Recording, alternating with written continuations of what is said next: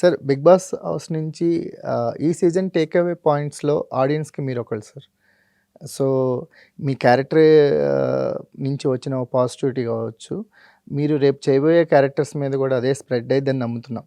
అంటే మీరు ఒక కొత్త వెర్షన్ ఆఫ్ భరణిని మేము తెర మీద చూడబోతున్నాం అన్న హోప్ అయితే క్రియేట్ అయింది. మరి రైటర్స్, డైరెక్టర్స్ ఆల్రెడీ అదే వేలో ఉన్నారు. క్యారెక్టర్స్ కూడా ఒక క్యారెక్టర్ రాసి అది కాదు ఇదని మార్చారంటే మేబీ మిగిలిన డైరెక్టర్స్‌కి కూడా అది లీడ్ అవ్వచ్చు. అవును. అదేనండి. ఇప్పుడు అంటే మీరు కూడా ఇప్పుడు ఆర్టిస్ట్ అయిన తర్వాత అన్ని రకాల క్యారెక్టర్స్ చేయాలి.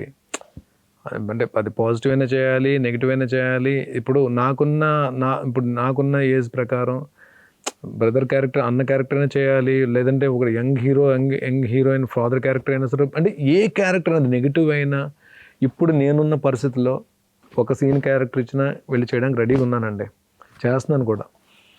ఇప్పుడు ఈరోజు మార్నింగే నేను ఒకటి కమిట్ అయ్యి వచ్చాను project. It's a good project, మంచి క్యారెక్టర్. అంటే ఇదే క్యారెక్టర్ చేయాలని చెప్పి నేను గిరిగేసి కూర్చోాలి, అంటే ఇవే చేయాలని చెప్పలేదు. ఏ క్యారెక్టర్ అయినా చేయడానికి సిద్ధంగా ఉన్నా.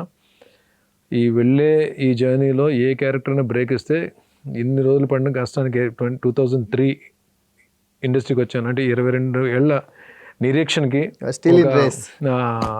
ఒక మంచి ఇది దొరికినట్టు ఫీల్ అవుతాను నేను.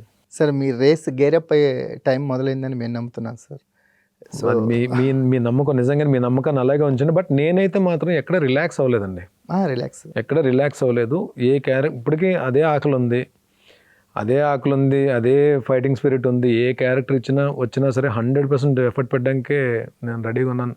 మీరు చూసుంటారు, మీరు హౌస్లో కూడా ఏ టాస్క్, ఎలాంటి టాస్క్ అయినా సరే నేను అంటే వెనకం చేయలేదు. వరకు వెళ్ళాను కాబట్టి దాంట్లోనే నాకు తగిలిన దెబ్బలు అవి, నేను ఇది రిబ్బు ఎంత పెద్ద ఇంజరీ అయినా సరే నేను ఆడను అని చెప్పలేదండి. ఏ టాస్క్ అయినా ఆడతాను సిద్ధపడే నేను దిగిపోయాను. మళ్ళీ లక్కీగా ఏంటంటే వెళ్ళిపోయింది అలాగా. ఆ స్పిరిట్ ఏదైతే ఉందో మైండ్లో, తర్వాత ఆ 14 వీక్స్ ఉండడానికి అది హెల్ప్ అయింది, మెంటల్గా కానీ ఫిజికల్గా.